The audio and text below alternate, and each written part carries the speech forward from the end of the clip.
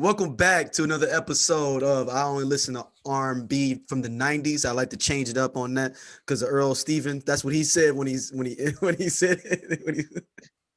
Shout out to Earl Stevens before we even get started with our guest. People don't know that just listen to the podcast section what happened within them this last week. They don't. So last podcast was brought to you by Earl Stevens Winery. And during the podcast, like early on, we were talking about the E40 and Too Short battle and how Earl was gone. Well, E40, I'm sorry. We call him by his state. We call him by his government. Like we know him. Earl. His mama named Earl. His mama named Earl. I would call him Earl. E40 was gone off that Mango Moscato, which is a brand of Moscato from his Earl Stevens Fine Wineries. And so we're talking about that. We're laughing about it. And I was like, God, like somebody please send me this wine because I'm reading the description. I got to have it. And we posted the podcast in that clip and Mr. E40 himself saw the tweet, retweeted it and offered to send us cases of wine. So Earl Stevens Wineries has reached out to me via DM and I have sent my address and I am waiting on my case of Mango Moscato. I'm very excited. I was hoping I'd had it before we did this podcast. Hopefully before the next one, I'll have it. But I'm still hitting up Earl because Earl started following me on Instagram, and I was like, "Man, come on, man, you got to do the podcast, man. Like, let's do the podcast. Even if it's 30 minutes, we get everybody get 5 questions. Talk about some words. Yeah." Because wasn't he supposed to come out with a book called Slangwich at one point, or did he come out with that book? Out with a dictionary. Yeah, called Slangwich. Yeah. Y'all I'm waiting for it. This was like in the 2000s though, like early 2000s. Late 90s, like early 2000s. Yeah. Well, shout out to Earl Stevens with the Mango Moscato on the way. And we have a guest with us today. She's came on the regular podcast with me and Matt on the scenario with all his ruffians. She came through my boy Dub crib. We kicked it. I mean, I met her with Van. Maybe it's about 3 years ago now. Damn, man. The pandemic makes you feel like it was like last year. I'm like, man, I met her last year. That was 3 years ago. I realized it was 3 years ago at Focus's birthday party. And I was like, yo, man, she was like, and the band was like, yo, she need to come on your podcast. And I was like, yo, you want to come on my podcast? And she was like, yeah, I'll be in town this time. And she ended up coming through. We had a dope time. But I was like, yo, since we started this podcast talking about R&B music more, this is way more of her pocket to be in. With this. And she's been down with Jimmy Jam and Terry Lewis. She's written for Usher. She's got Grammys. I mean, she can put her whole thing out there. I mean, she's from the Lou. And we always say, if you got from STL, you got that hustle in you.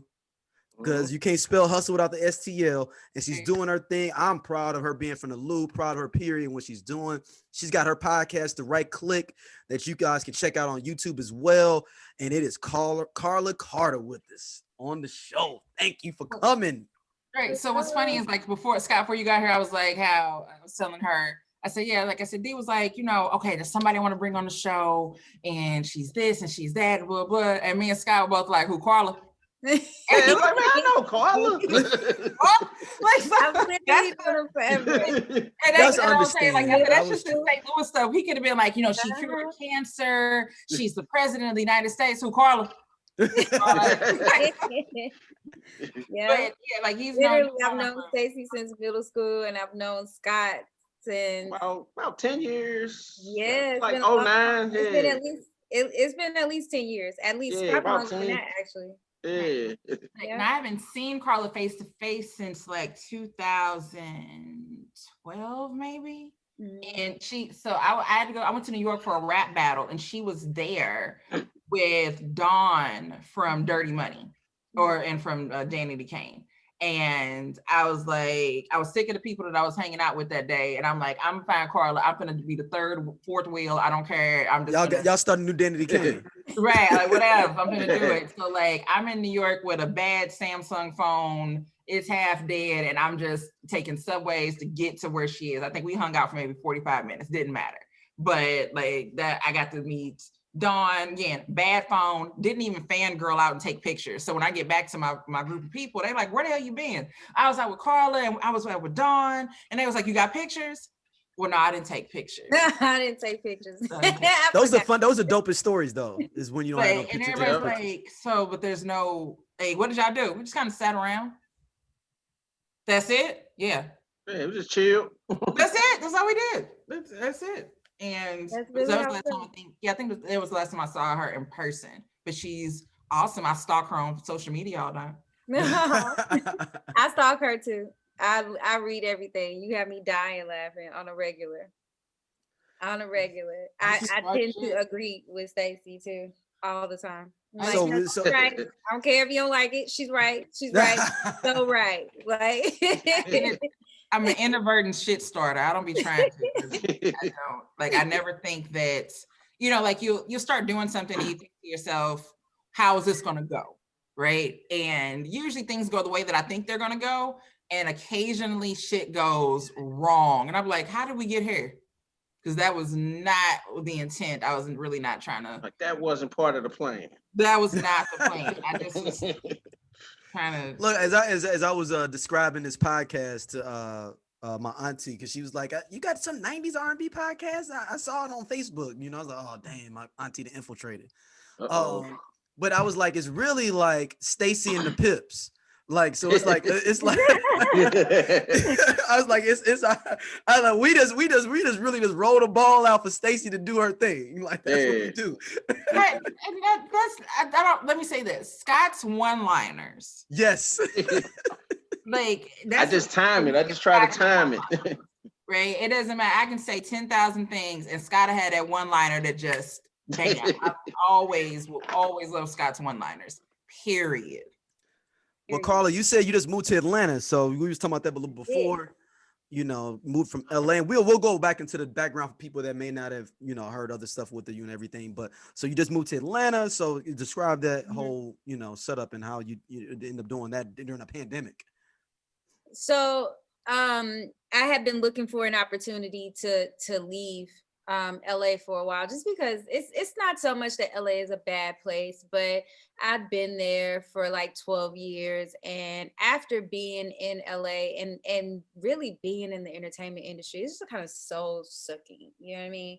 Like after a while, everything becomes fake. You know what I mean? To me at that point, I started recognizing, like I have always been a pretty positive person, but I started to notice that I didn't trust people. Everything seemed like a lie to me. You know what I mean? Like, and if I did trust people, it was always some reason that came out in the end where it's like, okay, well, maybe I should not have trusted this person as much as I did trust this person. And after a while, I started feeling like really guarded, and I'm not used to being guarded in that way. Like, honestly, like, I'm a little different. I'm not the person with trust issues. I know a lot of people in the world have trust issues, and that's normal for them. But for me, that's never been normal for me. I'm a little naive in some ways, and I know that. I know I have a naivete about me, but to be honest with you, it doesn't bother me. I feel like it actually leaves me open for opportunity. I feel like a lot of times I end up in really great situations because I have a little bit of naivete about me. I get hurt, yes, you know what I'm saying? Things happen. But I like to just remain open. I like to feel like I can trust for the most part. And I started getting to the point where I just didn't. You know what I mean? Like everything just, I didn't feel like the world was out to get me. It wasn't one of those types of things. It was just, I felt unsafe.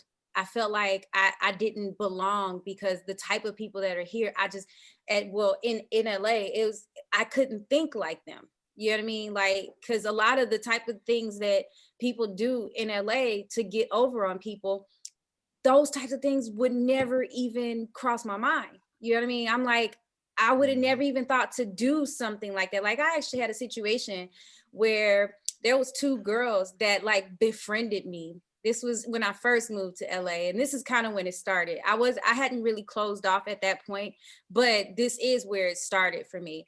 And they befriended me because I was signed to Jimmy Jam and Terry Lewis. And that was a lot of reason why a lot of people wanted to kind of be around me, especially in the beginning, because I had access to something that people felt like they wanted to have access to. And Uncle T and Jam, they knew that. Like, they knew that. Like, Uncle T would tell me all the time, like, I'm gonna let you know, a lot of people want to come here for us. So be careful, you know what I'm saying, who you befriend. Be careful who you get close to. You gotta understand, you know what I mean? Because Uncle T, he really is like my dad, you know what I'm saying? And we had that relationship, and I think he picked up on my naivete. You know what I'm saying? I think in a lot of ways he appreciated it, but his thing is like, okay, I know how you are. I know you want to trust people, but you know what I'm saying? You can't be so open because everybody is not to be trusted. You know what I mean? So a lot of people would come for that. And in this situation, that's kind of why they were there. And it was two girls, I remember. One of the girls, I was just really excited about working with her because I heard a lot about her. I heard some of her music, and I'm thinking, okay, yeah, just come to the studio. And she was more like, okay, she wants to get over there, start working, and eventually she feels like she's going to be heard by Jimmy Jam and Terry Lewis. And Uncle T and Jam, like, genuinely, they would stay away from everybody. Like, if I had people coming over, like, it's like they come over and like speak, you know what I'm saying? Because they weren't rude or anything, but they would not make themselves available for a lot of people, especially if they felt like I was being used for that. You know what I mean? Like, they would literally stay away, you know what I mean? Unless it's like, okay, a genuine relationship. Like, there's a few people like Drew, that's my partner. I worked with Drew for years. So of course, Drew, after a while, they got to know Drew, and that was a different type of relationship. But for the most part, if it was somebody I was just working with, like, they wouldn't even make themselves available for certain things like that. But the thing was that they just wanted to, I guess, get in good in that way.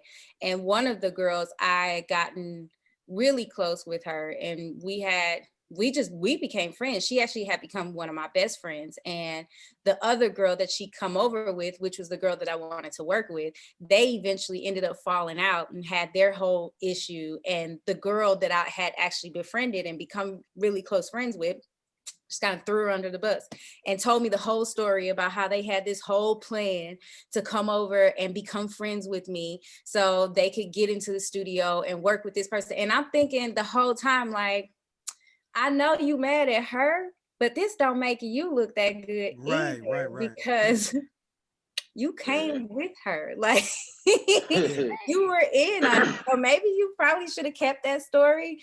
But at that point, it was just things like that, you know what I'm saying, that would happen, and you just never really knew who wanted to be cool with you or who had like genuine motives and things like that. And then on top of all of that, it's just the everyday struggle of trying to like meet people's standards of stuff. I just started to feel like I didn't really recognize me anymore. I felt drained in a lot of ways. So the idea of leaving LA just didn't seem feasible though. Like, I had actually been jumping around for a while. Like, I like to travel a lot.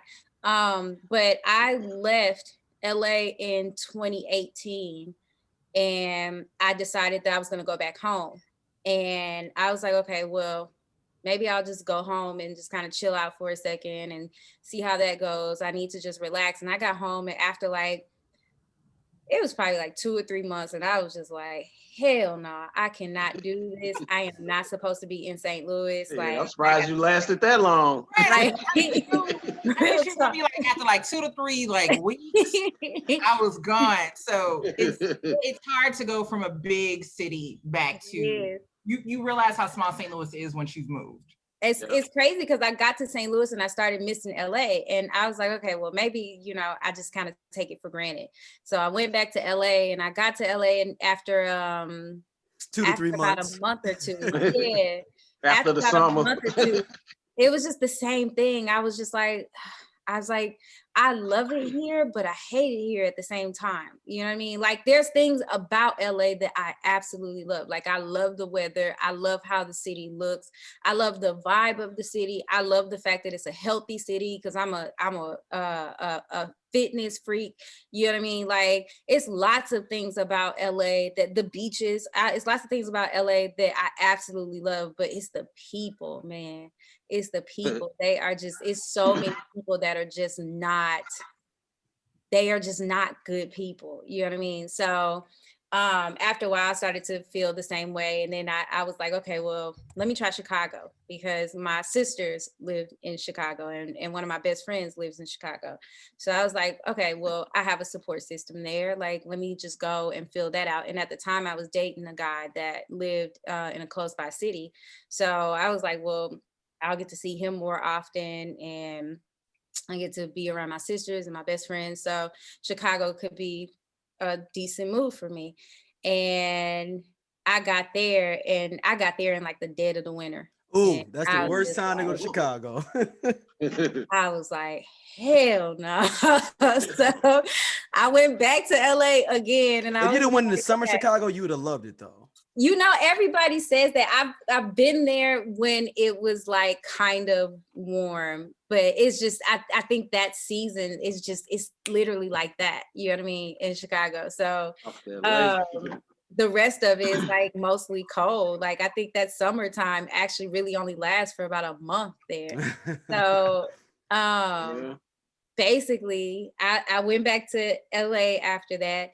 And then I really had just kind of settled on just staying. I was like, you know what? I don't think that there's any other place for me. And I do love Texas, but Texas is kind of like, I had always said that I would like settle in Dallas. Like, cause I really just love the city of Dallas. So I've always loved the city of Dallas. It just has like a really cool kind of Stacey, vibe. come on down. And I do feel like Dallas is kind of like LA meets St. Louis to me. You know what I mean? It has that vibe.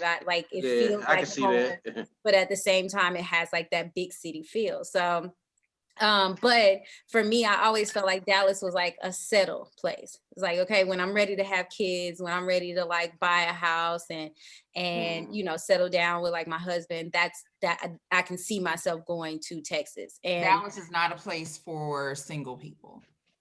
Exactly. You know what I mean? So that was kind of like the reason that I didn't even consider Texas. You know what I mean? So that was pretty much out. So I was like, okay, well, I'm just going to chill in LA until, you know, something changes, whatever. Like, I just work and build my life out. And when it's time to like settle down, I'll think about going to Texas. And then I got a call about working on a project in March.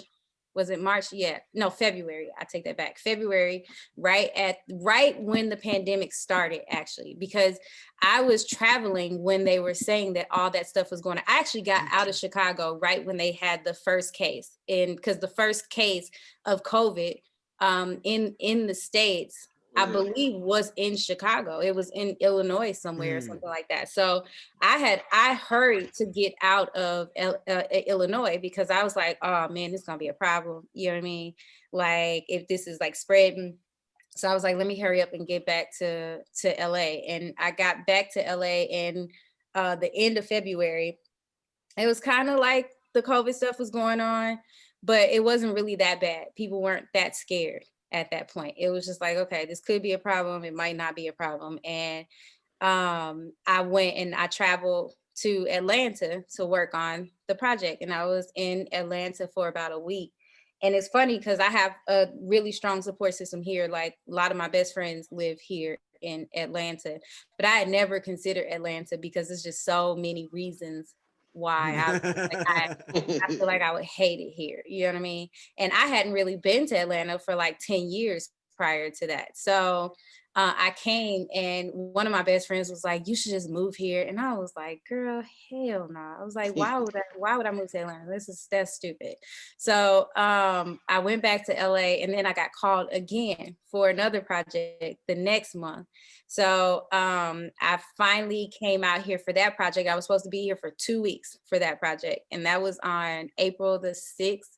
So I was traveling, like, you know, I was safe. I knew all the COVID stuff was going on. I remember like traveling like with like masks, like 3-4 masks and all that different stuff on my face or whatever.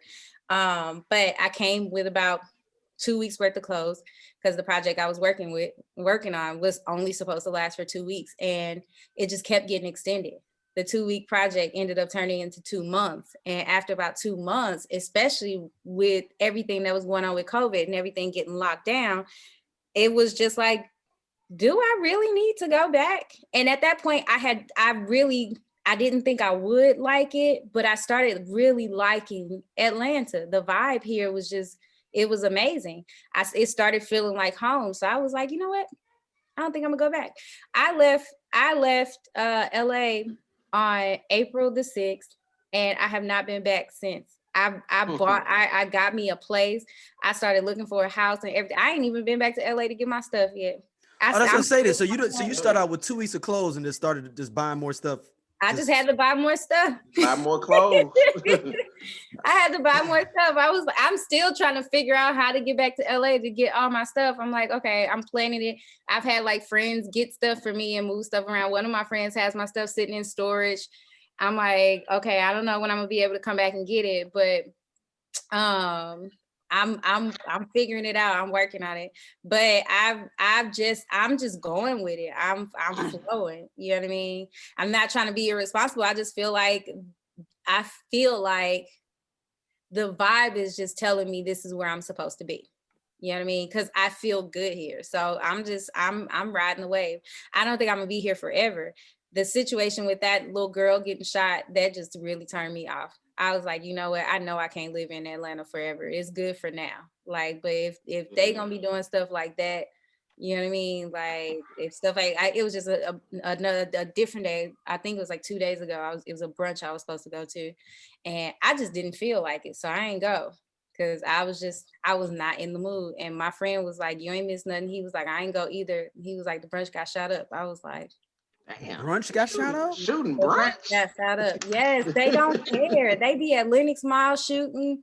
They be in Midtown having shootouts, like all kind of stuff. I've been to places here where outside they just start shooting. I never experienced that in my life. We were in a nice restaurant. And you're from St. Louis. In Midtown. And you're from St. Louis. You see what I look like?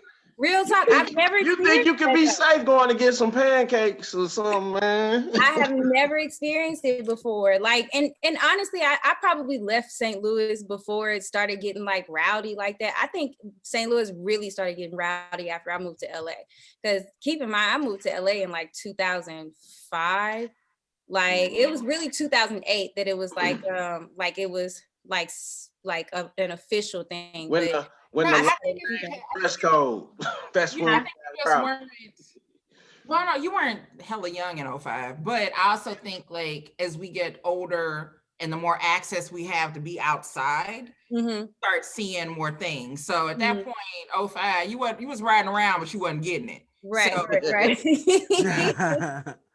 I think that there are things that you just would have never seen. Like like all the club fights and things like that. It's not something that I saw really because I wasn't in the clubs. Right. Like that. Exactly. I knew it was happening. Like, right. You heard stories. Yeah, I've heard stories about things getting shot up in St. Louis, but again, I was never a club person. I've never been a club person. So a lot of that stuff I had never been around. And most things that I tend to go to, like if I choose to go somewhere, it's usually not a place that those types of things would happen at anyway. So that's why I was kind of thrown by the places that these things happen at in Atlanta, because it really does not matter. Like you could be in the nicest, ritziest part of town and they will have a shootout. I was at this place called Gio's, beautiful, nice restaurant, great vibe in Midtown, and just pop, pop, pop, pop, pop right outside. And I'm literally in there, just everybody just drops down to the ground. And I've never had to do anything like that in my life. Ever, you know what I'm saying? So I was really just like, you know what, I'm going home. I don't want to be here. Like, I'm scared, I'm traumatized, I don't want to go nowhere in Atlanta again. So are you allowed to tell us what project you were working on? Because I'm nosy. So my sister. Good job, Stacey. I was throw that out in a second. Nice segue. Yeah. They were independent projects. My sister, I don't know if you guys are familiar with Naima McCowan. She's a dancer. I'm like, yeah, Naima dances, right? Mm-hmm. She used to dance. Wait a minute, I gotta go St. Louis real quick. She used to dance for Red, but now she dances for. Wasn't she with Beyonce for a while? She did some stuff with Beyonce. She was with Usher for a while. Yeah. TLC. She does a lot of stuff with them, but she's also from St. Louis and she's my sister. She has a project that she's been working on, and you know, she has a lot of support in putting it together. So of course, like, we're sisters, so I would be one person to get the call. So that was the project that I came down to work on in February. And then in April, another girl from St. Louis. Both of them were independent projects, but Fior, she calls herself Fifi Writes, and she put together like a 6-song EP, and she brought me in. I feel like I know who that is. Yeah, she went to high school with us. She went to high school with us, but I just forgot her real name. I'm gonna sound like we went to high school with her. She went to high school with us. I just don't remember her real name. Maybe I went to middle school with her. I went somewhere with her, but like, I think at one point she was calling herself like Fior Baptiste. Yeah, she went to Soul Dance. Wait a minute. This is St. Louis for you, because again, it's like, oh, so used to stay. I just don't remember. Oh, okay. Yeah. I don't remember her real name though. I just be calling her Fior. Her project is actually doing really well. They just shot a video for her. Yeah, I just shared. And what's her name again? What's her name? She just dropped like about a month ago, I think. She just dropped something. Yeah. What's her name again for everybody can check her out? What is her name again? Well, I think she goes by Fifi Writes for the project. Rice, like throwing rice? Like writing rice. Oh, rights. Okay. Mm-hmm. Fifi Writes. But yeah, the single from that, Stokely, from Mint Condition, he's like really supporting her and playing the stuff on his station and his podcast and stuff. That's big. Yeah, like a really decent amount of support. Like, that's dope. Like, it's crazy to, when you know people and the things that they expressed interest in or slight talent in, like, you know, growing up, and then to hear years later that they are actually living in that. It's always living the dream. Awesome it's funny because she actually I like the stuff that I've been working on. I have had some like bigger projects that I've been working on, but to be honest with you, like, I've just been working on things that feel good. And Fiora was just always a friend of mine. And one of her dreams was to just leave her job and focus on music, because she had been working at Delta for like 10 years. And me personally, I'm one of those people that support my friends. If that's what you say you want to do, then let's figure out how to do it. And with the pandemic and that starting, she was pretty much, I think it was, I don't think it was furlough, but they basically sent all of them home. None of them were actually going into the office after a while. They put a lot of them on unemployment, and she was just like, okay, this is the perfect time to get this project done. And I was like, okay, if you really want to do it, let's do it. You know what I mean? And I felt like, you know, that if that's what you want to do, let me support you in that. We'll get it done. And that's what we did. And we thought it would take like 2 weeks. And because I thought she was way more experienced than she actually was. I thought she was way more experienced than she actually was. So we had to pull it together, you know what I'm saying? Like, but I got it together, and we got the whole project down. And I'm proud of her because she really is out here pushing it. Like, yep. She got her numbers up on iTunes. She's getting picked up by different playlists like all the time. And I'm just like, she's really doing. She said she wanted to leave her job and focus on music, and that's literally all she's been doing since that time. So I'm just like, all right. I like stuff like that more than anything else.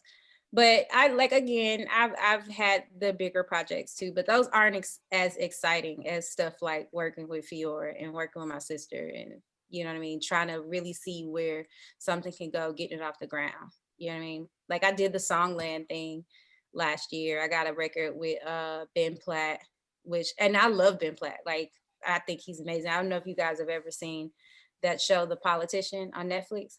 I've heard of it, but I haven't seen it. Yeah, I haven't seen it. I heard of it though. Like, so he's the main character on that show, The Politician, and I had a record with him. Ben Platt. That came out. Yeah, he's really amazing. His voice is incredible. Okay. Yeah, that came out in June of last year. And then there's this other artist that I've been working with. I'm actually really excited about her. She's a newer artist. Her name's Journey Montana.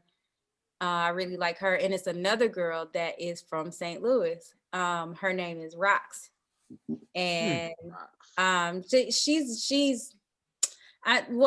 she actually, I think some people may know her. She spells it Roxx. But she's really dope. And I've just kind of been working with her just on the side. Like we've really just been writing records together. There is a project that we're working on, but I'm not really at liberty to say who that's for. It's a bigger artist though. But some records that me and her did together, people like just really love them and want them. So we got some stuff like in the works. She just moved here to Atlanta this year too. And I don't know if you guys know Lou.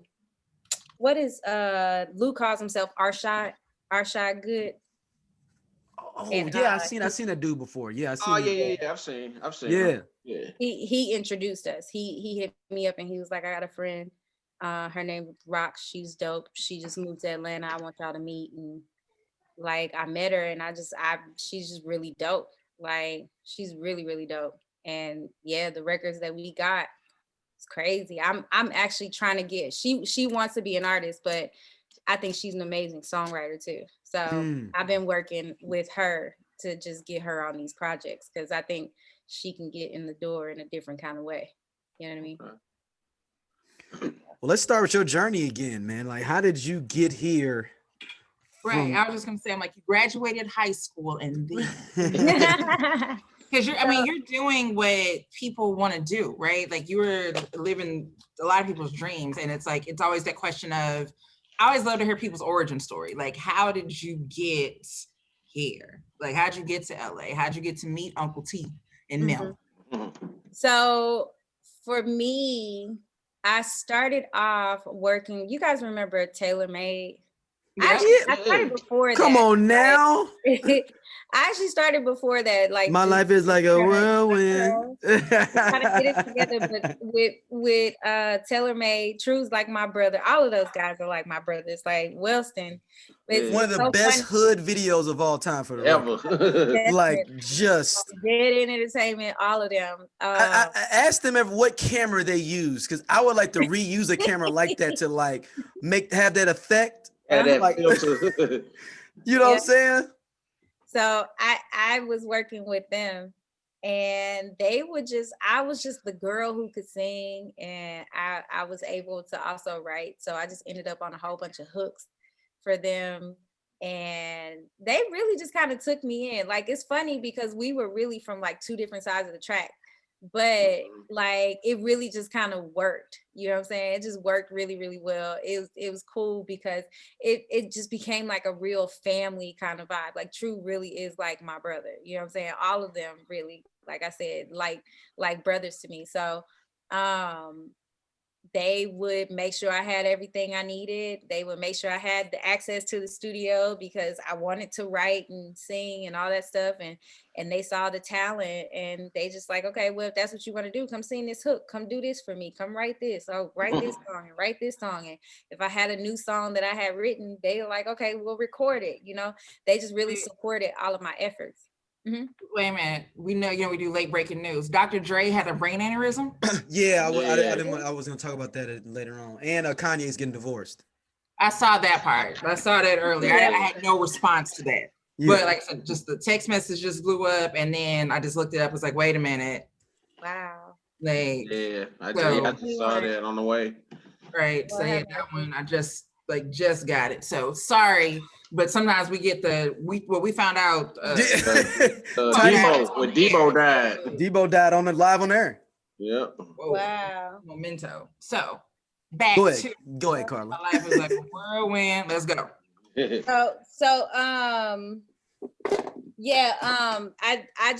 I got with them and they really just supported all of my efforts. And then eventually they got signed to Nelly. And once they got signed to Dirty NT, that kind of opened up doors for me too, because I was doing all of the hooks and stuff for them. And they started to ask, like Nelly and Ali and all of them, they started to ask, well, who's the girl? that's singing, all that stuff. And those became opportunities for me to get on records with Dirty ENT. So I ended up on like Dirty ENT mixtapes, and eventually that led to being on hooks with Nelly on Dirty ENT mixtapes. And I ended up on a song with Ali and Git when they did the Ali and Git, the country folk album. Yeah, so I did a record with them called That's Me, and still to this day, that was like in the beginning. It's some of my stuff that I did back then. I'm like, I cannot listen to it. Why can't you listen to it? What is it just because I was just corny. Like, it's so funny because I really at that time, you know how you just think you ready. You know what I'm saying? And it's funny because maybe they really did see something in me, and it's probably really because I just had confidence in myself because I listened to that stuff. And it probably came to you easy. It probably came to you easy though. Well, I felt like it came to me easy, but it was a whole bunch of corny stuff coming to me easy. You know what I'm saying? But yeah, it's kind of like it's funny listening to it now. But yeah, that opened up doors in that way. And yeah, I ended up being on a whole bunch of tracks with people. It's a lot of people in St. Louis that have records with me. And I was just working with everybody. Like, I know a lot of people that they wanted to get paid for stuff. They were charging out the butt for stuff, like for tracks and all this different stuff. And it really just kind of shut out a lot of their opportunities to grow, because some people at that time, especially at that time, because it wasn't a whole bunch of opportunity, people didn't really have money to be throwing into like going to the studio and stuff, you know? So I was a person that wasn't charging for nothing. You know what I'm saying? I'm like, yo, just let me get in the studio. Let me get some more records. I was just building, you know what I mean? I just wanted an opportunity to show that I could do what I could do. And then I met this one guy at Guitar Center who brought me in to work with these little kids at the time. It was Byron and Mick Schultz. And they were like 12 years old at that time. And that was probably my first paid session. I did some hooks for Byron and Mick. And the funny thing is Mick owns the company that Jeremiah signed to. He signed Jeremiah now. And Byron is an A&R over at Atlantic. And wow. And they're from St. Louis too. Both of them from St. Louis. That's dope. So it's literally like we started out together for real. Like they were literally like 12 years old at that point. So they're both doing their things now. But yeah, it's just working with a bunch of different people, and eventually that led to a lot of people just knowing me, and then I would get invited to talk on the radio, and even like college radio shows. Like it was one college radio show. I forget his name. I know y'all know him though. He had a college radio show at I cannot think of his name right now. Oh my God, that's gonna eat at me. Marcus. Oh yeah. Oh, yeah. Mr. Marcus. Yeah, Marcus just was my producer on Ham Radio at the end. Like yeah, we did. We moved Ham to Flow Valley. Yeah, that's where it was. He had the college radio show at Flow Valley, and like I had songs that was like in his rotation over there, and like I was getting invited to come and speak on the radio, and that just led to like a lot of people just knowing who I was. You know what I mean? And eventually Riverfront Times heard about me, and Riverfront Times ended up doing like this story on me because I was literally, my name was just everywhere. Like literally the crazy thing is I'm not from the hood, but the hood loves me. I tell you, like I got the hood. They freaking love me. Wellston got my back, like for real. So it's just that's I think my name was just swirling, and everybody after a while was just like, okay, who is this girl? And that led to the story on the Riverfront Times. Like I literally ended up on the cover of the freaking Riverfront Times, like, which was kind of crazy. Like I'm right. I know you saved that, right? Oh yeah, like my whole family got it. Like some of my family got it in they got it laminated. Some of them got it hanged up on in picture frames and on mantles and stuff. But it's crazy because I'm riding around one week and everybody walking around with my face in their hands and stuff. You know what I mean? I'm like, that is really insane. So I was working with this lawyer at the time. He's an entertainment lawyer. He had done like a bunch of different music type stuff for people around St. Louis. And he got a request to, help this company find talent or whatever. And I was one of the people that came to his mind at that point, and he introduced me to them. It was a couple, and they're really like stock traders for the most part. They made like a buttload of money. Like they're like multi-millionaires, and they just wanted to kind of put their money into, is this that label that Genuine was on? No, that's Ira. That's what I'm thinking about. Okay. Right. Yeah, this was 714 actually, Todd and Carrie Butterfield. And they came in and they invested a pretty decent amount of money into getting like a consultant to work with me and send me back and forth, from St. Louis to LA. Like I remember I go from St. Louis to LA and I'd be in LA for like 2 months at a time, and they were just setting up sessions. I'd be in LA working every day. And it was just the connections. I guess that's where the real connection started coming in, from just working with Todd and Carrie Butterfield.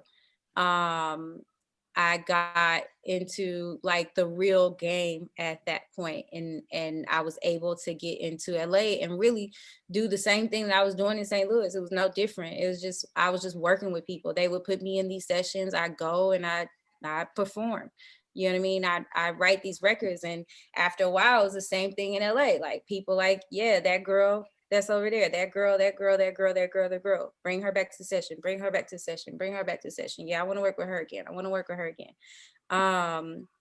And yeah, I just started creating my own relationships, and eventually, I got one meeting with Randy Jackson.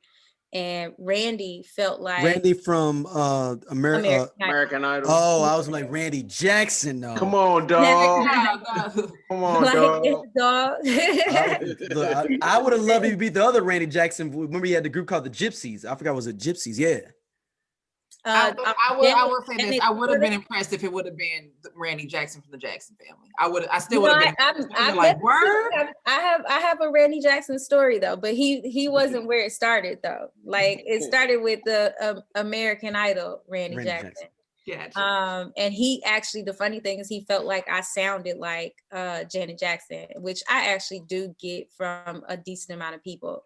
Funny thing is I don't try to do that, and I honestly wouldn't say I was the biggest Janet Jackson fan growing up. Like I love Janet Jackson's music just like anybody else, but I wouldn't say that I listened to her more than I listened to anybody else. But I guess we just have a similar tone. And he's like, you know who you sound like? I'm like, who? And he's like, Black Cat Janet. And then he's like, you know who you should meet? And I'm like, who? He's like, Jamie Lewis. And at the time, I knew very well who Jamie Lewis were. You know what I mean? Because I had been researching them. I literally used to sit at work and like study their website. And it's crazy. This is honestly probably a story for Law of Attraction, because prior to that, I really used to be at work on their website every day. And it's nothing about that website changed. They didn't have a blog. They didn't have like new updates, nothing. Nothing about that website changed, but every day I would go to that website several times a day, and I just studied it. You know what I'm saying? Like I just wanted to know everything about it.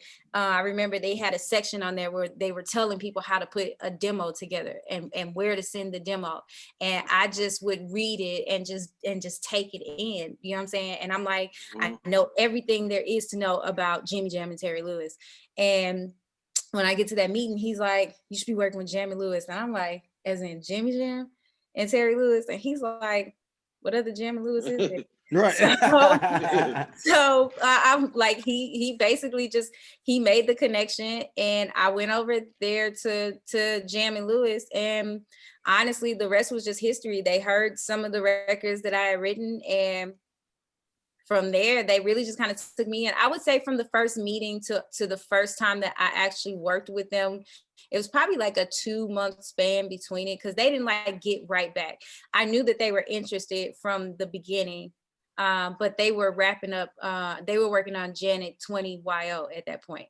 And it was just a lot going on at the studio. And they were like, okay, well, when we get done with this, we're going to reach out to you.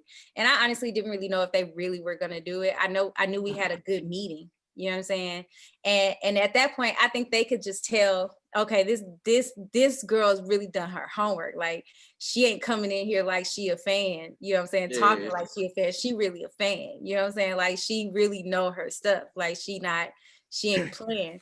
So I think part of that, like, knowing Uncle T the way that I know Uncle T now, and Jam, like knowing them the way that I know them, I think a part of it, they were just impressed that I'd done my homework. You know what I'm saying? Mm-hmm. I didn't come in just like, oh yeah, I can do this, and this is what I am, and whatever, just believe me.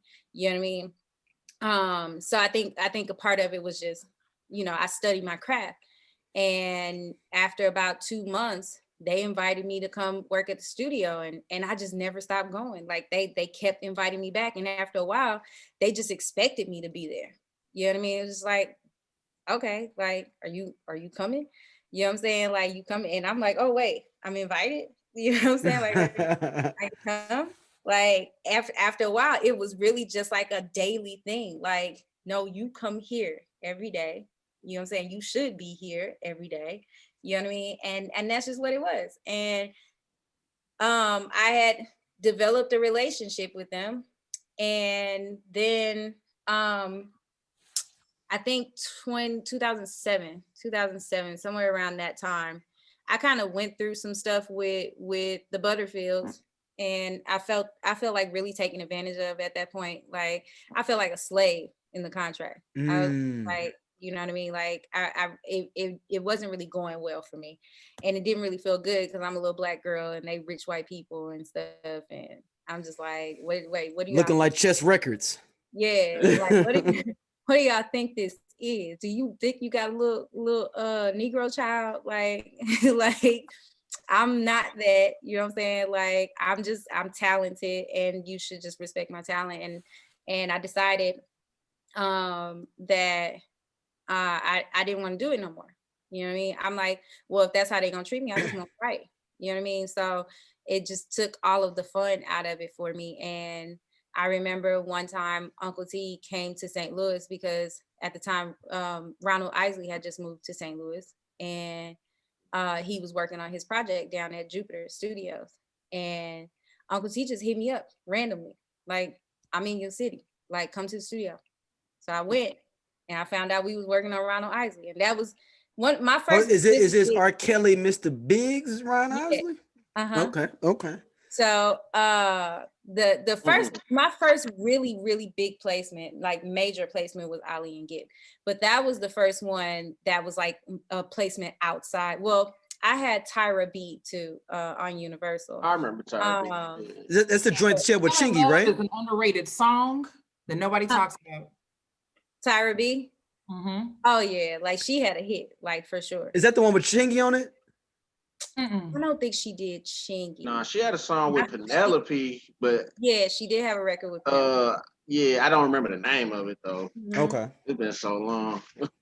But she was with Universal. Ali and Gibb were a major label too. I forget who they were with, but I think they might have both actually been Universal projects. So those were my first two of like official major projects that I had been placed on. But Ronald Isley was the first one where it was like, okay, I've known who this person is my entire life. That's huge. You know what I'm saying? Yeah. And Uncle T had invited me to come and work, and that's what we did. And I remember leaving the session. They were staying at like the Four Seasons. After we left the session, we had went back to, it was me, Big Jim, and Uncle T. We went back to Uncle T's room at the Four Seasons. And I remember when I was leaving, just finishing, And Uncle T just knew something was wrong. You know what I mean? Because he had known me for like 2 years prior to that. You know what I mean? And I hadn't seen him in a couple months, and I think he was kind of wondering, like, okay, where's she at? Because before I'd be in LA all the time, and just all of a sudden I stopped going to LA because I was just like, I'm not getting ready to play this game that they want me to play. Like, I'm not some step and fetching. You know what I'm saying? Like, I'm not gonna do it. I'm not a slave. You know what I mean? So I stopped writing. I went home. I went back to school. I got 3 jobs. I was just like, if this is what it is, this is what it is. You know what I mean? Yeah. So he came and I wasn't happy. You know what I'm saying? Like, I was really depressed. And I think that's what he was picking up on, because he hadn't seen me like that before. You know what I mean? So he was like, yeah, don't let them suck you dry. You know what I mean? Don't let them do that to you. You know what I mean? And he pretty much was like, I'm your trump card. Pretty much. Like, he told me that. He used it just like that. He said, listen, but you got to know when to hold them and know when to fold them. I didn't know that song before that day. That's the Kenny Rogers. Shout out to Kenny Rogers. I didn't know that song before that day, but I know it now. And every time I hear it, it's like, it's sentimental for me, because he looked at me and he was like, don't use your trump card if you don't need your trump card. You know what I'm saying? But he was like, no, he's like, know when to hold them and know when to fold them. And pretty much, I remember they had done the Grammys with Rihanna that following year. And I just remember feeling like just really left out. You know what I'm saying? And I remember crying myself to sleep after watching that show that night in my room. I'm just devastated, because I'm like, I'm supposed to be in LA, like working with all of these people. And the next day I woke up to a text message from Uncle T. Like, he was like, so you coming or no? You know what I'm saying? And so I remember being at work. I walked away from my desk. He had called. And I saw he was calling, and I was like, oh shit. I was like, I'm on the phone. I'm like, yeah, hold on. So I run to the break room and I take the call. I was like, yes. I was like, I'm pulling my trump card. I want to be signed to Flight Time. I want to be signed to Flight Time. Come get me. Save me. So he did exactly what he said he was gonna do. Like, from there, it's like, okay, well, you with me now. You signed a Flight Time, and everything is history.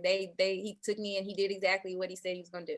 With the former deal, like, was it like you had to get out of that deal, or was it? So they were worked into the deal. Like, they were worked into the deal. So it was kind of like a partnership. Flight Time just came in, and they were I guess the people with experience. 714 was never out of the deal. Like, they were always a part of the deal, and rightfully so, because they had spent a lot of money at that point. You know what I'm saying? To get me to the point where I was at that point. You know, they spent a lot of money, so they deserved to make that back. So I never had a problem with that. I mean, of course, I had to give up a whole lot of publishing. So it's not like I was seeing a gang of money, because I had 2 companies, you know what I'm saying, and a lawyer, you know what I mean, that was eating off of me. So it was not that great for that reason. But I remember one thing Uncle T told me from the beginning, because I was kind of upset about what the numbers looked like. And he was like, you can't fight everything based on principle. You know what I'm saying? Like, 100% of nothing is nothing. You know what I mean? Like, so what do you want to do?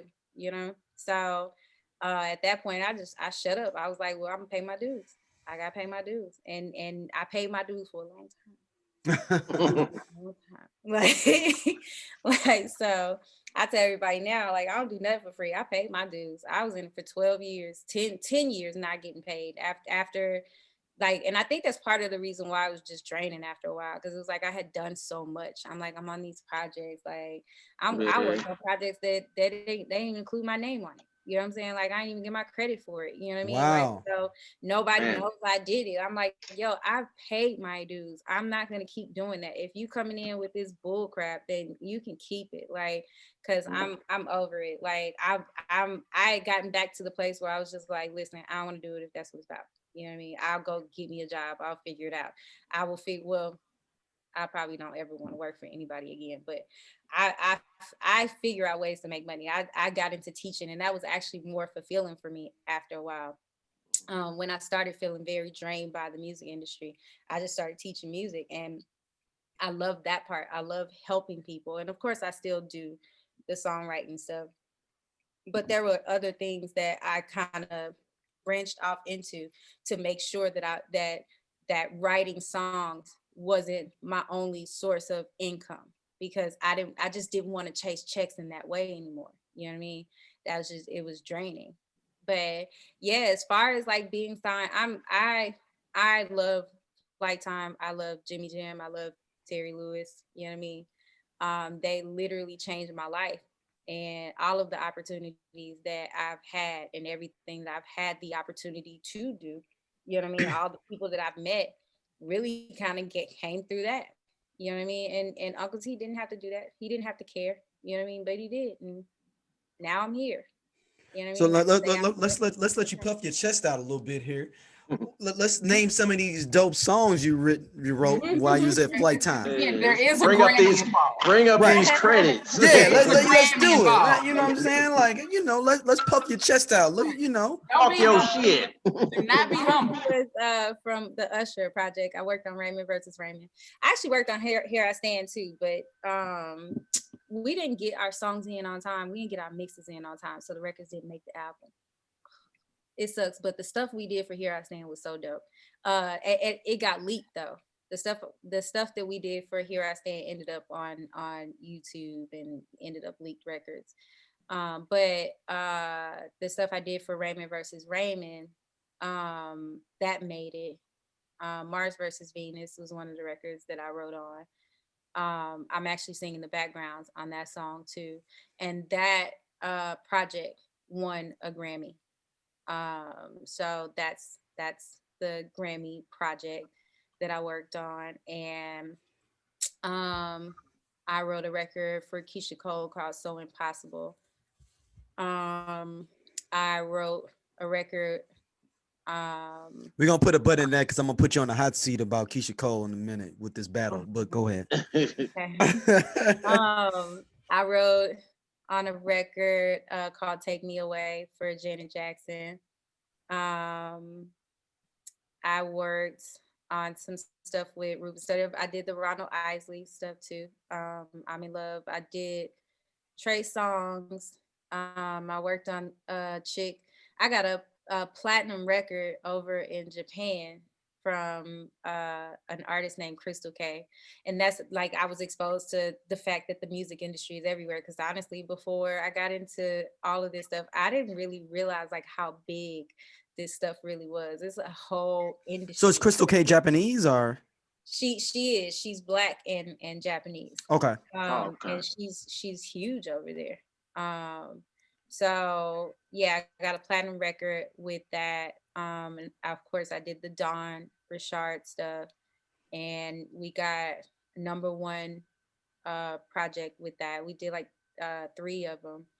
All of them made top 10, and one of them went to #1.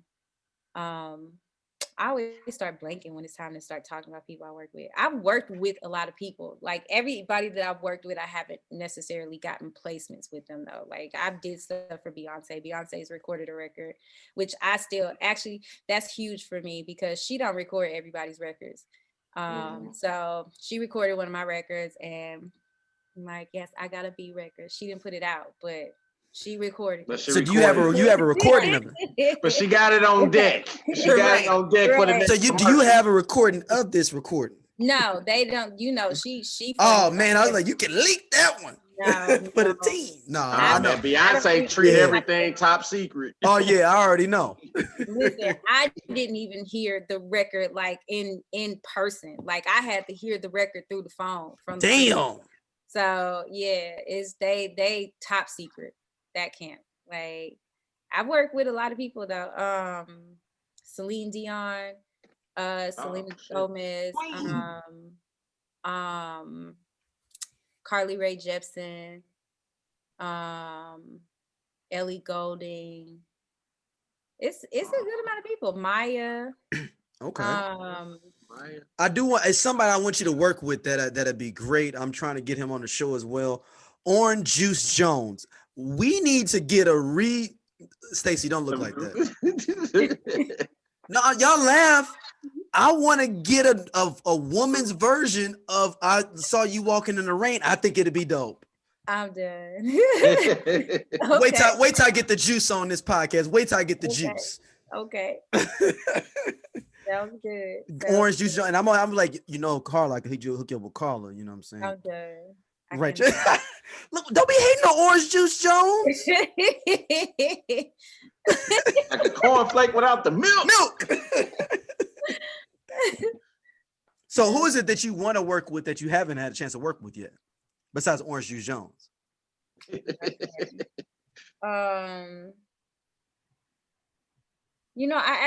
did work with Jennifer Hudson, but I do want to work with her again because I know a lot of people feel like she yells and screams, but Stacey, I do. You know, me and Jay Hud do not get along. I do. I am not here for Effie. Stacey, like, you could have did Fantasia. I'd like to work with her again. Actually, Fantasia was probably you work with Fantasia, okay. That I got to work with. I wrote a record for her called "Food for Some Love." That was one that I did that didn't get placed too, but I did have the opportunity to work with her. Who do I want to work with? Oh, I'm gonna be so upset with myself because I feel like it's definitely somebody that I feel like I want to work with. Or some newer people or people that may not know as like well. Like newer artists. Yeah, like they don't have to be like I want to work with, About SZA. I love SZA. I really do love SZA, but I feel like SZA has her own style. Okay. SZA's like one of those people, like, you don't write for SZA. She's got to write her own stuff. Yeah, SZA writes for SZA. I think the funny thing is it's a lot of people that are like that. I do like Summer Walker though. I do like her. I do feel like I can write some bomb records with her for real. But I think she's another one of those artists. I think all the people that I really like, they are songwriters, and you listen to their stuff and you can tell that they are songwriters. So how can you tell the difference between? I'm because it's their style. Like their song, their styles don't really change. Like you can tell when a person has a style. You know what I mean? Like even with Beyonce, a lot of people write records for Beyonce, but when you listen to Beyonce's backgrounds, you know that Beyonce does her backgrounds because her backgrounds and her arrangements are consistent. You know what I'm saying? Brandy too. Yeah, like you can tell that she's vocally arranging a lot of that stuff because there is a style, you know what I'm saying, with that. So listening to some of the singers that I really like now, like when I listen to Summer Walker's records, I know that Summer Walker, she's writing those records because it's so consistent from the beginning to the end of her projects. You know what I'm saying? It's not, if other people are coming in to write with her, I think she has a huge say on what this record is actually going to sound like. You know what I mean? Just because the sound is so consistent from beginning to end, like how the melodies are, you know what I mean? Like how she flows from stanza to stanza, you know what I mean? Like it's just it's very consistent, and it not that it sounds the same, but the style is very similar. You know what I mean? A lot of the new young girls are doing their own thing, and just again, like it's the content. It's the content, but also the feeling in that content. That lets you know, like, if they didn't write it, one person wrote all of these songs, because that's just that spirit that you get from it of like, this is what the mood or the place that this person is in, and all of these songs reflect that place. Right, exactly. Like it's moody music. You know what I mean? Exactly. I do like her a lot though. I would love the opportunity to work with her. I think we could write some bomb stuff together for sure. I like PJ Morton a lot too. PJ Morton is dope. I like this girl, Baby Rose. I never heard of her. Okay. She's only 23, 24, but she sounds like she's 70. No. This is not it's that. It's got a voice like that. Like she literally, you'll be like, she's on that Robert Glasper's new project, Fuck Your Feelings. Okay. You got the song with her and Rhapsody, her and Rhapsody, and I heard her on that. I went back and downloaded all the other stuff. She's got the main song on Insecure when she's like breaking up with homeboy. Okay. Speaking of Insecure, there's an artist, T-Mar. I like T-Mar. T-Mar, yeah. I like T-Mar a lot. I would love to work with her. And I guess as far as legendary people go, the people I haven't had a chance to work with, Missy. I would love the opportunity to work with Missy. Like I that would just be like the coolest thing in the world to me. Could you work with Anita Baker? Because I'm going to send her a tweet and tag both of y'all. Could I work with Anita Baker? Yes. Would you and Anita, would y'all work out together? Because I need another album. I'm just going to put it out there. And I know that she is retired, don't really care. And I think she cussed somebody out the other day when they asked on her. Twitter. Yeah, they was like, say I heard some stories about Anita and look, Anita turned down like 3 or 4 tracks that are like big time songs right now, so she don't care. Yeah, that's why I'm like, I would love the opportunity to go in with her, but low key, I would be a little nervous because Sade. She don't care. Sade don't care either though. Sade is like one of those is like, yo, you're gonna have to come to England, #1, and I may want to work one day this week. And you just want to just figure it out. Yeah. No, I'm dead serious. That's what I've read about her. She'll be like, I'm just gonna work this one day. Before we actually get in. Exactly. I've read stories about her like that. She'll be like, yo, now I want to go to the studio. Be like, yo, I've been here for like 3 weeks. I like artists like that though, honestly, because they are who they are. I will say Keisha Cole is very much like that. Like really? Wow. She don't really bend for nobody for real. She is who she is. She was probably the first experience that I had ever had with somebody in the studio where she was like, no, I wouldn't say it like that. Because normally I'd go in and I'd have the record and people would just record the record as is. Like they put their little spin on it or whatever. Keisha was like, she was very particular about what she wanted to say and how she wanted to say it. You know what I mean? It's like, okay, that sounds nice, but I wouldn't say it like that. You know what I mean? And she, at first it's kind of harsh. It was a little harsh for me, but by the time we had finished our sessions, I really did have a different kind of respect for her, just because she's a real artist. You know what I'm saying? She's a real person. You know what I mean? And you ain't just finna have her talking about any old thing. Like her like when I listen to her stuff now, I know that her stuff comes from a very real place, whether she wrote it or not. You know what I mean? She's not gonna say something that she doesn't feel. She's not on that. If it's not real and it's not her, she ain't doing it. And that's more than I can say for a lot of people, because some people sell themselves out. You know what I mean? Like they'll just sing whatever because somebody said it was a hot record. She's not doing that shit. You know what I mean? She doing what she feel and she doing what she like, period. And I have a respect for her because of that.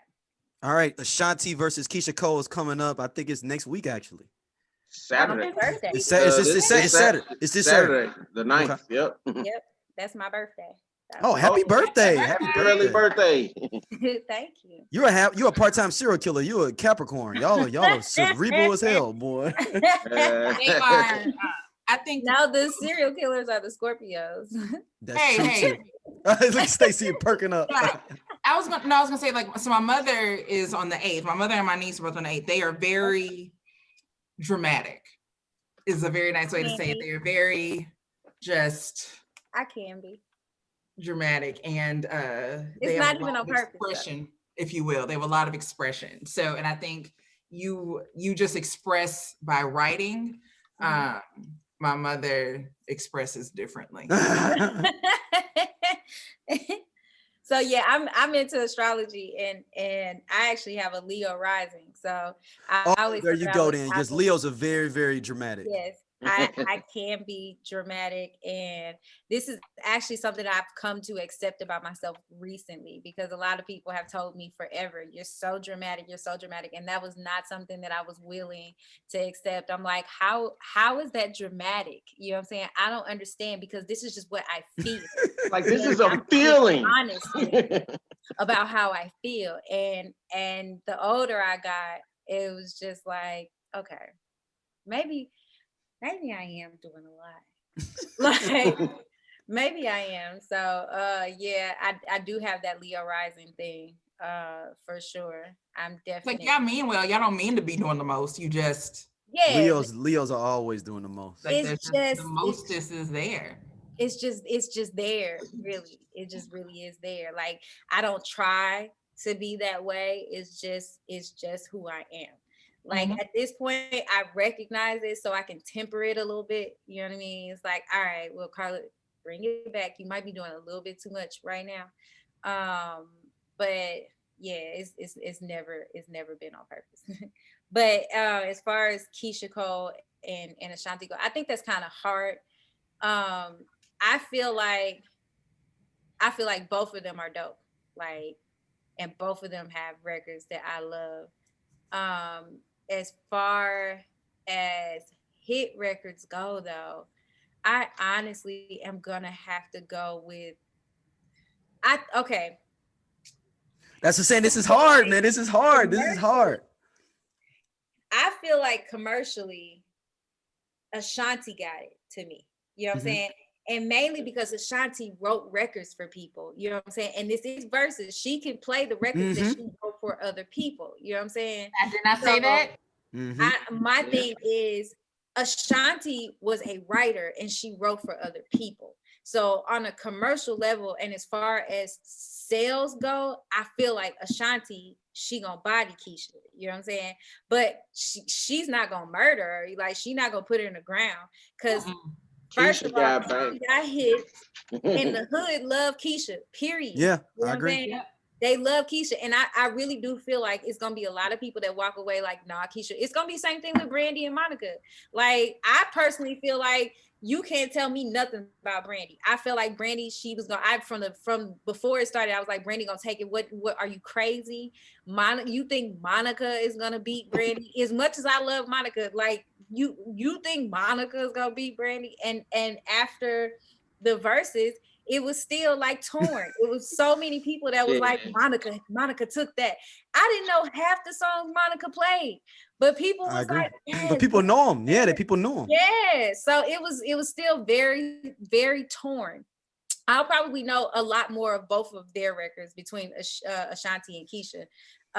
But yeah, like I knew a good amount of Monica's records, but a lot of the records that she played, I had never heard before in my life. You know what I'm saying?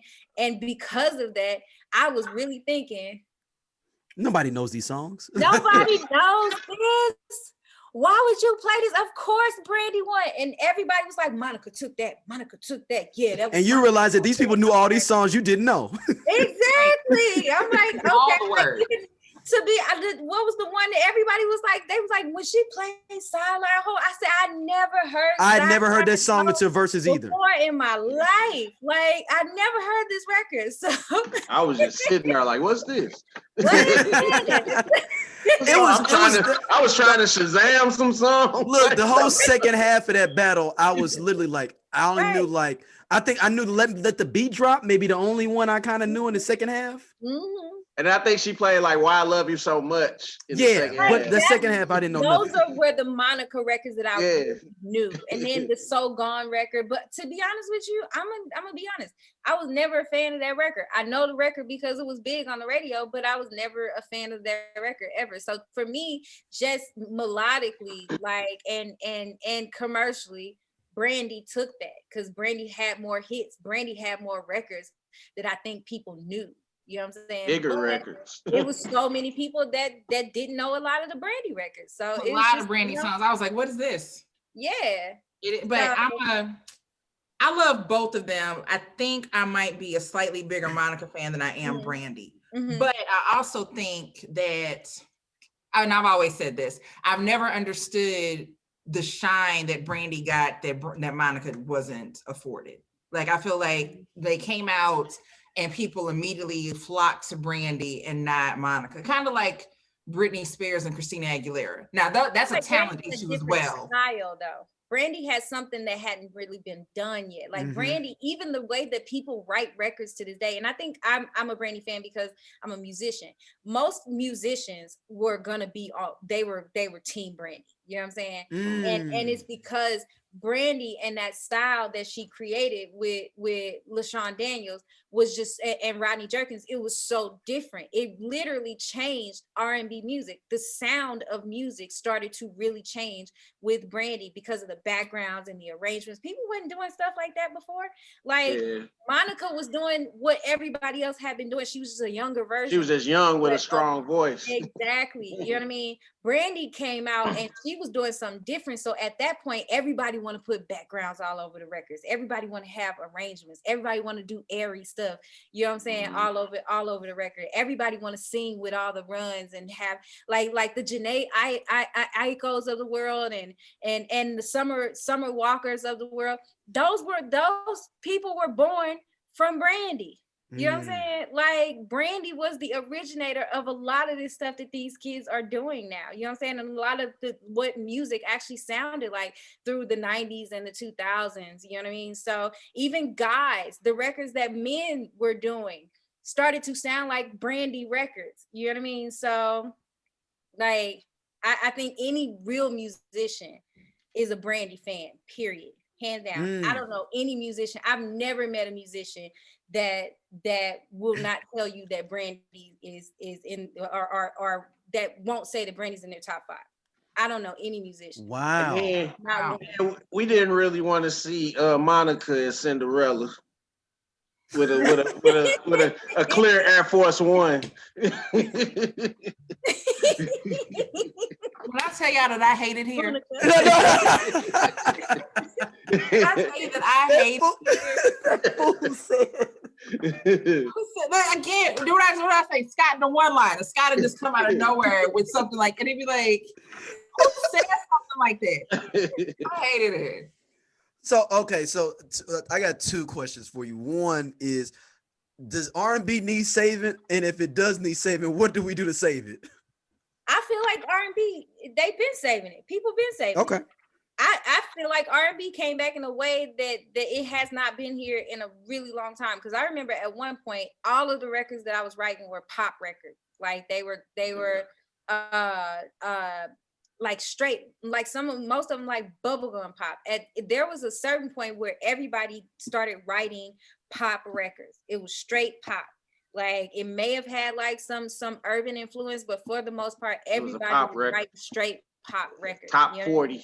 And at that point, if you did something that sounded R&B, most people wouldn't even give it a second listen. You know what I'm saying? Like that was just something, like if I was writing R&B records, then that was stuff that I was really just enjoying for myself. Because there were very few people, even the R&B artists didn't want to do R&B records. You know what I'm saying? Wow. They were all doing stuff that sounded like pop records, you know? So I started noticing the shift back to R&B probably, I would say somewhere around 2015, 2016, maybe. It was like it slowly started, because EDM, even like it was more like I think like urban EDM really started that trend.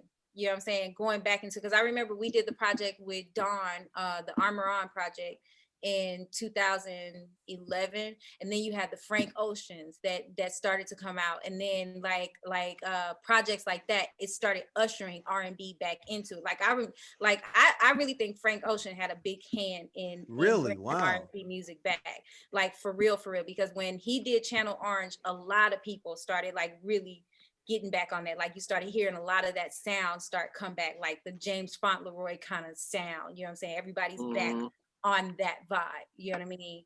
And everybody wanted to do the moody type records, and that started to become a little bit more mainstream again. You know what I mean? But prior to that, everybody was writing pop records.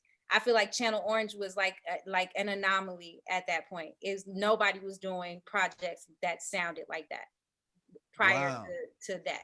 I won't say nobody, but people were not getting shine. That was doing it. You know what I mean? They weren't getting attention for doing stuff like that. Nobody really cared.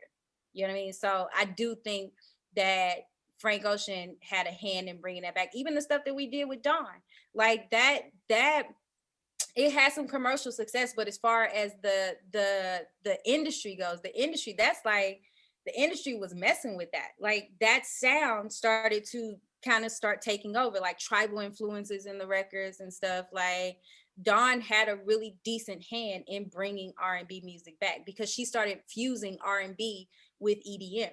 You know what I mean? And that was something people hadn't heard prior to that. You know what I mean? They weren't messing with it. They just wanted to do straight pop records. Dawn didn't want to do pop records. You know what I'm saying? She wanted to create something new.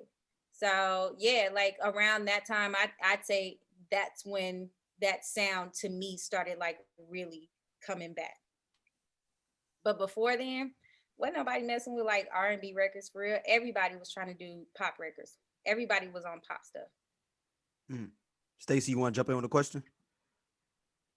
I did have a question, but I forgot it. Like she was like, I should have written it down. Like I'm sitting, as she's listening, and she's talking. I'm just like, and then I'm making notes to myself that I need to revisit Channel Orange. Yeah, Channel Orange is classic. Right. Like I think when it came out, I listened to it, but I think I just kind of like, you know, sometimes you'll hear something or you'll go through it once, but you know, I need to come back to this. And I just never came back to it. And there's no particular reason why. I just didn't come back to it. Like it was, everybody was talking about like so it was like them, who else I need to revisit? No, I'm not revisiting The Weeknd, but people drove me crazy with that. I can't with him. Like stuff, but I can't. I'm not a Weeknd fan either.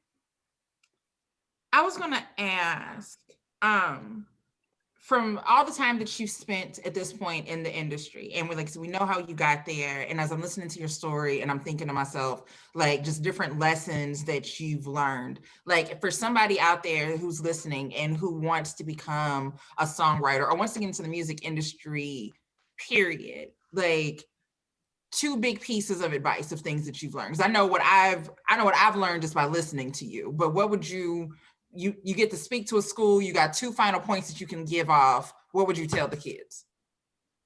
So one of the big things I would say is trust yourself. And mainly because I did have a period where I didn't trust myself. And I went because I was like this new kid in this big pond. And it was more so about trying to fit in, you know what I mean? Rather than do what made me happy and do what got me there in the first place. Because I got signed because of the music that I was making. And then I got to LA and I started getting critique, you know what I'm saying? In a way that had never been critiqued before. And that started to, I think it was great for me because of course, you know, you want that because you want to grow and you want to progress, and my sound would have never changed. But I leaned on that a lot, you know what I mean? And I think after a while that started to drain me and started to turn me, and it took the fun out of songwriting for me. You know what I'm saying? It started to become a job, and it started to turn me into this creative that I wasn't. And it really kind of sucked the soul out of a lot of my records. It really did. Like, and I started to notice the difference. I think it was somewhere around 2013, 2014. I had went through a divorce and then like a little whirlwind romance. And the guy that I had gotten into a relationship with, I started actually writing from a different place when I met him, because it was more like I was writing these records that I wanted him to hear. I wasn't writing records anymore because I felt like I wanted to get money or anything. It's happened to a different part of your emotionality and emotions. Exactly. I started writing records for him. Like, okay, this is what I want to say to you. And I started noticing when I would take those records into the meetings, those records, like whereas they listen to the other stuff, I get into the meetings and they'll play the records and they'll move on to the next one or whatever, and they'll move on to the next one. We'll wrap up the meeting, whatever. I started playing those records and they would play a couple seconds and then they take it back. You know what I'm saying? and then they turn it up a little bit. You know what I'm saying? So I started noticing that writing from that place of just trusting myself and just being honest, you know what I'm saying, rather than trying to do what everybody else wanted me to do and create in a way that was supposed to be the right way to create. I started noticing that people liked those records better. They liked it better when I just allowed myself to be honest and free flow from my heart and create from my heart. So I definitely tell people, like, trust yourself and be honest. You know what I'm saying? Because that resonates in a different way. When you're honest, like, people feel it. You know what I mean? And the other thing I would say, don't chase the checks. Don't chase the checks. Do it because you love it. I think that if you're going to be in this industry, you have to resolve to just do it because you would do it for free. You know what I mean? If you get in it for any other reason, it's going to drain you. You know what I mean? Like, do it because you write music because you you love write it. music for free. Exactly. Like, one thing Uncle T used to say all the time. He said, all you can do is love it, love music, and hope that bitch love you back. You know what I'm saying? That's it. You know what I mean? Like, just love her and hope she love you back. So don't chase checks because it is draining. Like, after a while, and nothing will ever be enough. You know what I'm saying? You'll get a placement, you make a little bit of money, and then you got to go make some more money and make more money and make more money. And this industry, like, yeah, you can hit and get back-to-back placements and all that stuff, and it does happen. You know what I'm saying? But I don't think that the people that are in that place of having to do it for money are really happy. I know a lot of people, like I have friends that are huge songwriters. And one of my really close friends, I won't name names, but one of my really close friends, he had gotten a really huge record. He's one of the biggest songwriters in the game. And I knew him before he became this person. And he just be so happy-go-lucky, like, just always happy, funny, you know what I'm saying? Like, just free flowing kind of person, and had that hit. And once he had that hit, everybody was calling him for everything. And I remember he would just call and just sound so depressed and just so stressed out. And this was at a time where I felt like he should have been on top of the world. You know what I mean? Like, he should have been on top of the world, because from the outside looking in, he had everything. Like, every freaking record that was coming out, he was on it. You know what I mean? And he just wasn't in a good place. And I noticed more recently, he started just kind of doing things that he wanted to do and doing things from the heart. And it's like I definitely think he needed to go through what he went through, because we all need to have our dark nights of the soul. But he's in a different, more calm, relaxed place, because I think he's just being honest with himself, and he's not necessarily chasing checks. One, because he don't really have to at this point, but it's not about chasing the checks. And I remember, for me, like, when like I said, I decided to just start teaching, because I remember stepping away, and I told my partner Drew, I was like, Drew, I don't want to do this to have to do this anymore. You know what I mean? Yeah. I was like, I don't want to have to be in these sessions. You know what I mean? I would rather go and do something that makes me money, and I'm writing because I'm having fun with it. And that was the best decision I could have made. That was the best decision I made. I don't regret it at all. I went off and I created something else, and that was my pie. You know what I mean? And I started writing because I loved to write again. And the music started coming. You know what I'm saying? It was better. It was coming from a different place. You know what I'm saying? Like, I was actually enjoying it because I was doing it because I wanted to, not because I had to, So, yeah. And I, like, even being here in Atlanta, like, when I get this, this is my setup right here. Like, I record right here. But I the music that I'm writing now, just because I'm in a good place and I don't have to write music, you know what I mean, is some of the best music I've ever created. Wow. Best stuff I've ever created. And it's just because I don't have to. You know what I mean? And there's no stress about that. I don't have to play the same games that everybody else play, because I'm not in that game. And because I have the connect and the network that I have, like, I still get my placements. I'm creating from a great place.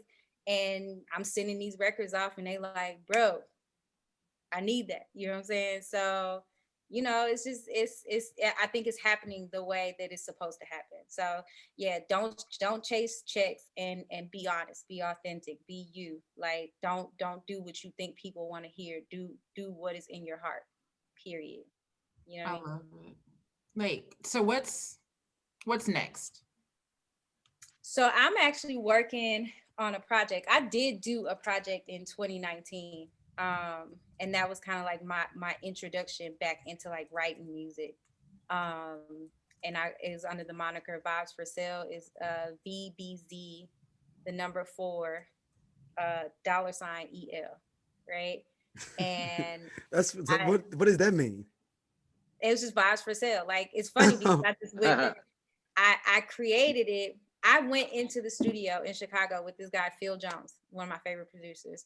I went in the studio with him, and this was really me just wanting to get back to writing, because I stepped away from it. I never really fully stopped writing, but I wasn't writing regularly like I was before. And I was like, you know, I want to write, but I just dread it. You know what I mean? And he was like, well, we just go into the studio and just vibe out. And it was no pressure. And that's what I liked about it to start. Phil Jones was just really cool. And it was no pressure. He was like, if you come and we don't get nothing, then, you know what I'm saying, we don't get nothing, it's fine. He was like, just come and let's vibe out. And the first day I went, we wrote a song in like 20, 30 minutes. And that to me was like mind blowing, because I was not in the place. When I went, I was low key dreading going, because I was like, I know I ain't gonna be able to come up with nothing, because I do not want to go to the studio. I don't. And I got there and he started playing the music and we just started vibing out together, and it was just fun. You know what I mean? Like, I just enjoyed myself. So that record, it was a record called I Like It. That was the first one we did. And then I went back, I think it was like the next day, and we did another record. And it was like, wow, like, okay. And the same thing happened. We were just vibing out, and it was just fun to create. And so I did that one, and I went home later on that day, and I was just like, yo, I think this is turning into something. What if I just put this together like a project, and if people want to buy some songs off of it, they can just buy the records, you know what I mean? But I feel like I should just put this together like an EP and put it out, because I didn't want to create for other people, because people, like, everybody's always like, who are we writing this record for? I am over who are we writing this record for? I am writing this record, and if this person likes it, then they can have it. Cool. You know what I'm saying? Like, I am a songwriter, you know what I mean? But I'm not writing for anybody. I'm over that game. It's draining. You know what I'm saying? So I'm just writing dope records. And if you mess with this dope record, then cool. You know what I mean? And it really, that's how the name Vibes for Sale came together, because we would finish a record and I'll be like, yo, it's a vibe, and we would be in the studio, we just be like, vibes. So so I'm like, Vibes for Sale, son. I was like, oh wait, that should be the name. You know what I'm saying? I'm like, Vibes for Sale. So I like be trying to be on my cool kid shit. I just found a cool way to spell it. You know what I mean? And that's how it became Vibes for Sale. And I feel like it 100% represented who I am, because that is who I am. I'm like, yo, I'm just writing vibes, and I do sell these because I'm a songwriter. I'm just a songwriter that happens to sing. You know what I mean? So I'm Vibes for Sale. You know what I mean? So I put together that project, and it was really just songs that I wanted to do. And that was like very liberating for me, because being in the music industry for as long as I had been in the music industry, I couldn't just write the records that I wanted to write. Like, you go to a session and everybody's like, well, it has to be this, it has to be this, because we're working on this song for this person, and it has to be this track, or it has to be this way, or they wouldn't sing it this way, or I can't say that and I can't say this. And it's just it gets so draining after a while, especially when you're creative and you just want to create. So for me, it was liberating just to write what I wanted to write.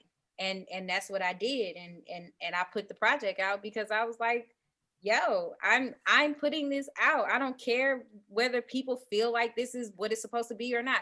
And at the time, the trap music was everything. People messing with trap music. Everybody want everything that sound like trap music. I'm like, I'm not doing trap music.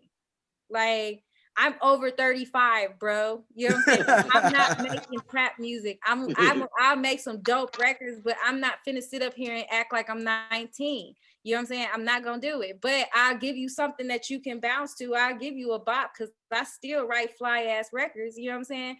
But I'm gonna do it my way, and that's what I did.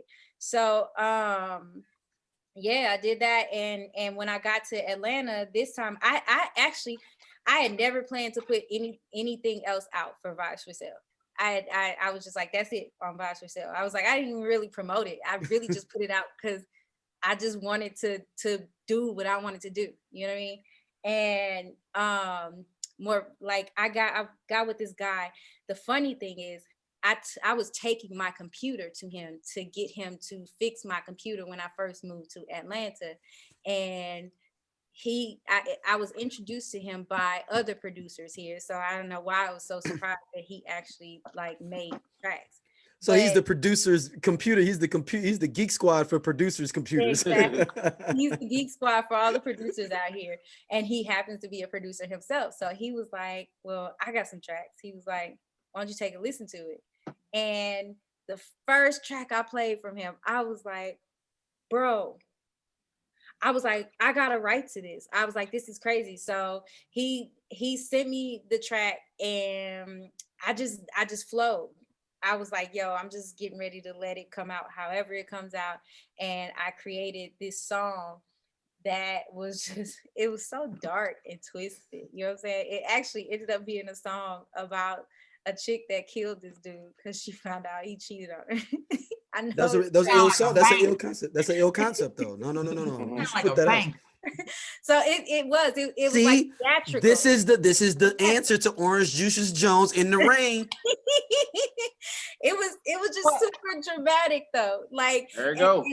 All I kept thinking was like the play Wicked. I was like, oh, that's where you got it from. Okay. I was like, I was like, if I just have this song, people gonna think I'm crazy. Like I'm just walking around ready to kill it because it really didn't come out of it. It was the track that was doing it. It was the way the track sounded. I was just following the track. You know what I mean? And that's just what came out. And I just allowed it to come out the way it came out. And when I sent it to him, I was just so nervous that he thought I was gonna be like he was gonna think that I was just nuts. You know what I'm saying? So I was like, yo, this cannot just stand by itself. I was like, this has to be a project. There has to be a story, a build up here. And that turned into basically a new Vibes for Sale project that I've been working on. I'm still in the process of it. It's probably gonna be like 5 or 6 records. I have all the tracks I'm working on. I just have to like finish it now. But I'm working with I'm trying to build a super group of women, and the group is gonna be called Free Before 11. Okay. So I was gonna ask her. Stacey, you read my mind. I was gonna ask her what would her R&B group she put together name. What would it be? So like I said, when we create this super group, Free Before 11, because we're gonna manage it. We're gonna need some tracks for these young ladies. And it's good to know that we could, get some vibes for sale. Like these women are gonna have a distinct look, yes, as well as a point of view. Okay, they get in free before 11. So we'll definitely be reaching out to for some trackage. I love it. Because I mean, Stacey, if I remember right, our vision, it was kind of the good girls, but in 2020. Exactly. Everybody bad. Yeah. Every chick in the group is bad. Now they can't really sing. Yeah, exactly. They can hold a note. They can't hold a note. If you get what I'm saying, they just look really good. Really no lead singer per se. Okay. Because you don't want somebody singing whole sentences. Okay. Really, right? But I feel like with your experience, we can make this work. Okay, let's do it. Good Girls 2020. That's what that's the Free Before 11. Yeah, Free Before 11, and they will always have on matching outfits. I love it. That's just it. I'm with it. I'm in. Carla, thank you for doing this, man. This was super, Appreciate super it, dope. Carla. Super, super. Where can people hit you up at and check out all the different projects as well? So the project that I work on, Write Cliq, that's Write Cliq on Instagram, WRITECLIQ, and you can find it on YouTube. It's On the Write Right Click. Cliq. And my personal Instagram is Sunny_in California. I gotta change that because I'm not in California anymore. Right. But Sunny SUNNY_NINCARLAFORNIA.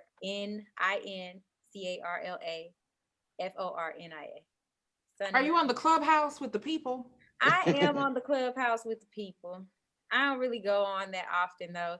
Like I feel like Clubhouse used to be a lot better than it is now. Like once Oh it yeah, started the getting man. I ain't never even got on because I don't have an iPhone. So it's like, you know. Yeah, you ain't missing nothing. How long has Clubhouse been around?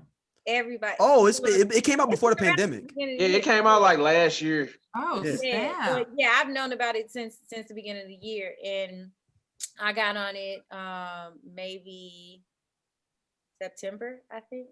September. Yeah, that's when I started hearing about it, like August, September. Yeah, it was somewhere around there. But the rooms were like better because they weren't as big. You know what I'm saying? Like it was a lot of the same kind of people on there, like these leaders in these industries and stuff. So it was real like Influencers. opportunities that were there. Like And- legitimate leaders and influencers, because it's still Yeah. leaders and influencers on there. But I usually get on about 2:00 in the morning, and I be on there just saying random stuff to people for like several hours. Because I'm up at night, and I feel like if you up at 2, 3 o'clock in the morning with me, you finna listen to what I got to say. I'm about to tell you all kind of random stories. You don't listen. Yeah. Like I think for me, I went in, I initially got in, I didn't go in like any of the music rooms or anything like that, just because I felt like I'm not on that. I was in the rooms, like the tech rooms and the rooms about real estate and the rooms Startups. about venture capital, startups and stuff. Yeah. And that was actually really helpful for me. Like I got a lot of information and met some really cool people that I'm still talking to now. That are really helping out with growth for the projects that I'm working on. So Clubhouse is really great. Like if you know how to use it, I'm not sure how people are benefiting from it now, especially because these rooms are so big. Like you don't really have an opportunity to come in there and talk. You gotta come in there and listen to people. Just come in there and listen. Yeah, before the rooms were like 50 people, so you could raise your hand, and it was definitely more of an opportunity to actually get up and ask the questions that you might have had if something wasn't clear. You know what I mean? Because it wasn't that many people in a room. You know what I mean? So, yeah, I don't know how. I think people that if they're in there just dropping information and people don't have it and they don't have any questions, then yeah, I'm assuming you can gain a lot of information. But even the people that are like, yo, yeah, send me a DM.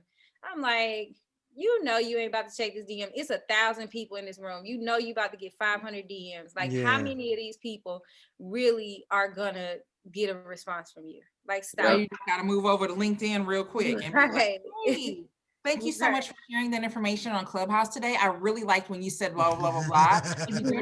Mix together on LinkedIn.